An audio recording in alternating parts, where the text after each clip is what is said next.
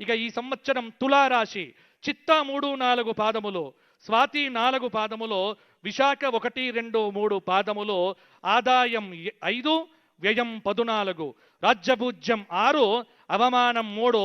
ఇది తులారాశి. తులారాశి వారికి ఈ సంవత్సరము చక్కగా అద్భుతమైనటువంటి రోజు. ఇంకొక్కటి కూడా చెప్పుకోవాలి కాబట్టి, ఉగాది కాబట్టి రాజు గురించి మాట్లాడుకోవాలి. మన రాష్ట్రానికి రాజు రేవంత్ రెడ్డి గారు కాబట్టి, రేవంత్ రెడ్డి గారి యొక్క రాశి చిత్తా నక్షత్రం, తులారాశి. పంచమాధిపతి, అష్టమాధిపతి భాగ్యంలో బుధుడున్నాడు వారికి. ఆ బుధుడి యొక్క దశ ఇప్పుడు జరగబోతోంది కాబట్టి వారికి బ్రహ్మాండంగా ఈ సంవత్సరం అనుకూలంగా ఉండబోతోంది. కుంభలగ్నంలో పుట్టారు, బలం అనేటువంటిది పెరిగింది.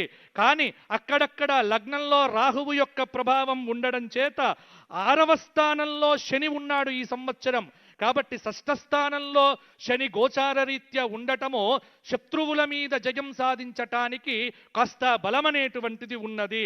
అయితే కొద్దిగా కూడా నిద్రపోకుండా ఎల్లప్పుడూ అలర్ట్గా, జాగ్రత్తగా, అప్రమత్తతతో ఉంటేనే వారికి జయం అనేటువంటిది అద్భుతంగా ఉంటుంది. భాగ్యంలో నవమంలో గురువు, పంచమంలో రాహువు అప్పుడప్పుడు తలనొప్పులు ఇచ్చినప్పటికీ సమర్థత, దైవ బలము, ఇటు రాశి ప్రకారంగా గోచార బలము, నడుస్తున్నటువంటి దశాబలము, ఇవన్నీ వారికి యోగ్యతనిచ్చి ఈ సంవత్సరం వారికి తిరుగులేని విధంగా వారిని కాపాడుతాయి అని. రాజు బాగుంటే రాష్ట్రం బాగుంటుంది కాబట్టి వారి గురించి 3 విషయాలు చెప్పడం అనేటువంటిది ఇదెందుకో ఇది బాగా స్తుతించారు అని మాత్రం దయచేసి మీడియాలో రాయకండి. పంచాంగం ఇంతకంటే ఎక్కువ చెప్పడం అనేటువంటిది కుదరదు. కారణం ఏమిటంటే ఇక్కడికి వచ్చి 4 మాటలు చెప్పితేనే రాష్ట్రం బాగుంటుంది. కాబట్టి రాజు బాగుండాలి. రాజు గురువయ్యాడు, ఆ గురువు రాష్ట్ర మంత్రివర్గమును కాపాడుగాక. కాబట్టి తులారాశికి ఈ సంవత్సరం తిరుగులేదు.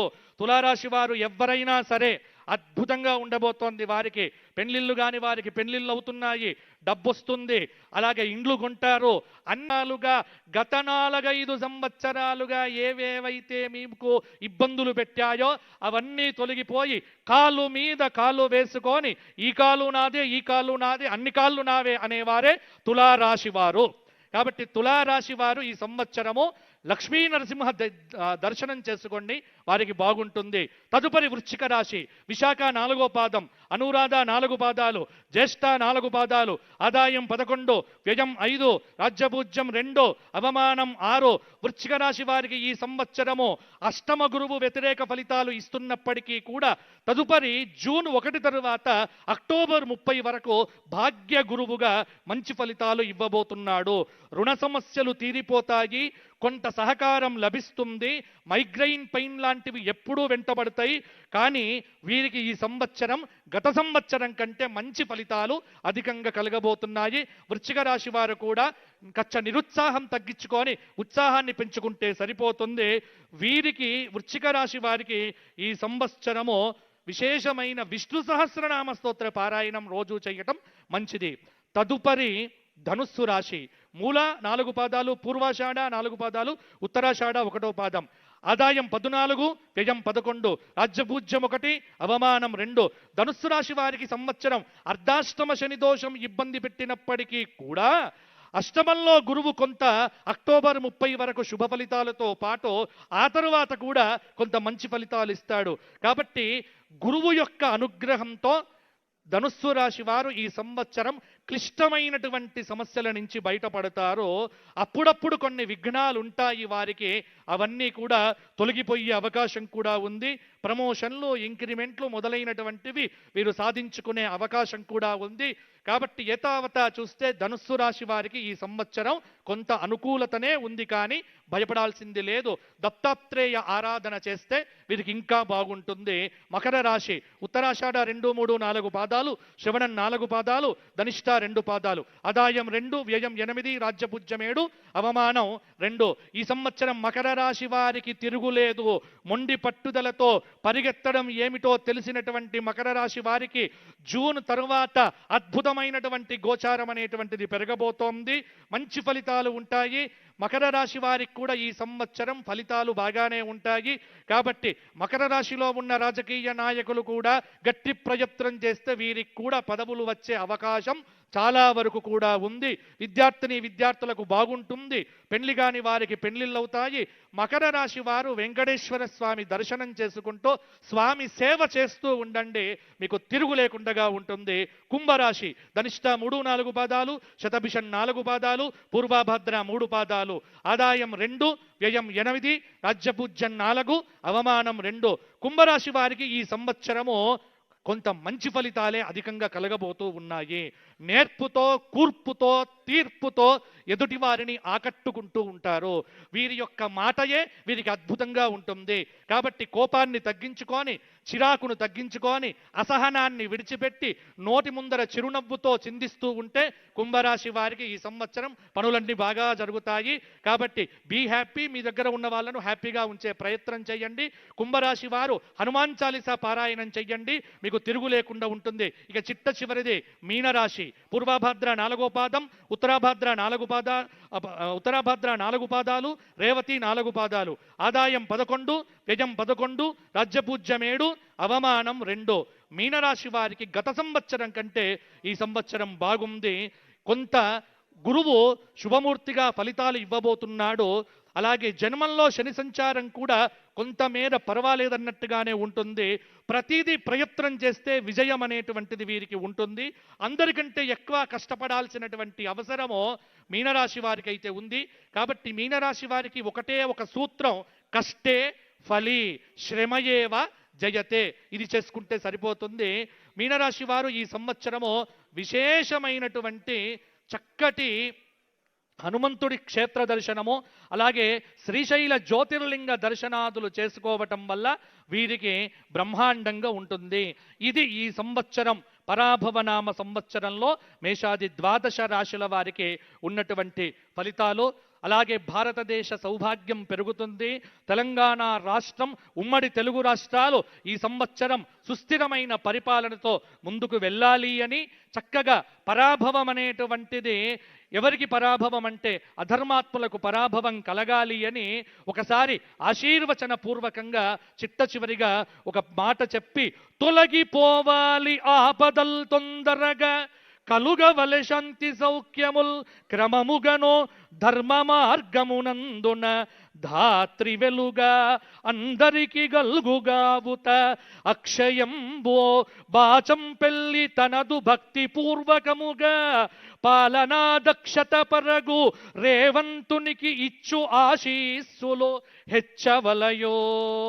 వేములవాడ రాజరాజేశ్వరుడు, కొండగట్టు ఆంజనేయ స్వామి వారు, ధర్మపురి లక్ష్మీ నరసింహుడు, భద్రకాళి వరంగల్ భద్రకాళి, పారుపల్లి క్షేత్ర కాలభైరవుడు, వీరందరూ కూడా అలంపురం జోగులాంబ వేదిక మీద ఉన్నటువంటి వారు అందరికీ, అలాగే మంత్రివర్గంలో ఉన్నటువంటి వారు, అలాగే పోలీసులలో ఉన్నటువంటి వారు, ఉద్యోగంలో ఉన్నటువంటి వారు, ఐఏఎస్ ఆఫీసర్లు అందరికీ, పరివారానికి, కుటుంబాలకు ఆయురారోగ్య భోగ భాగ్యములను ఎల్లప్పుడూ ఇచ్చుగాక, వారందరికీ శుభములో క్షేమములు కలుగుగాక అని ఆశీర్వచనం చేస్తూ నా పంచాంగ పఠనమును నేను విరమిస్తున్నాను. ఈ సమయం ఇచ్చినందుకు మీ అందరికీ కూడా ధన్యవాదములు తెలియచేస్తూ, ఇంకా ఎవరివి మిగతా వారివి చెప్పలేదు అని మాత్రం దయచేసి ఎవ్వరు అనుకోవద్దు.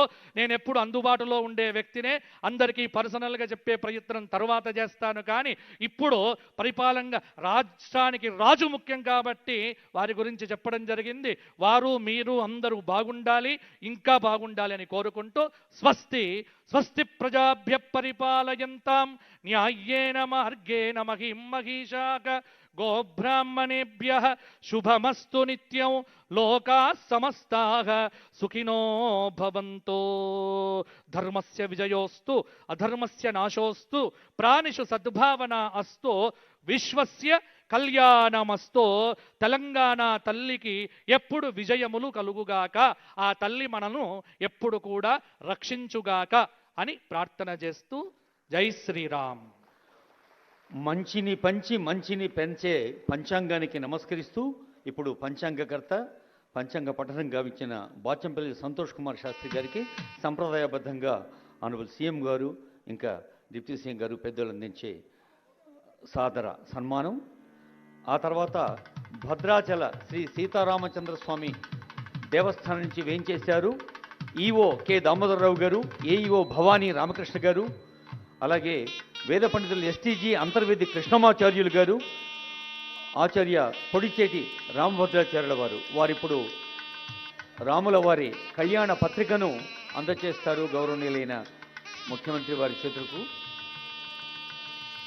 మనకు తెలుసు గౌరవనీయ ముఖ్యమంత్రి గారు కాళేశ్వరంలో తెలంగాణ ప్రభుత్వం నిర్వహించిన సరస్వతి పుష్కరాల సందర్భంలోనూ ఇతర వేదికలపైన మరి రానున్న గోదావరి పుష్కరాల పవిత్ర ఉత్సవాన్ని ఎలా ఒక రాష్ట్రోత్సవంగా నిర్వహించాలో అదిగో ఇప్పుడు భద్రాద్రి సీతారామచంద్ర స్వామి వారి కళ్యాణ పత్రిక.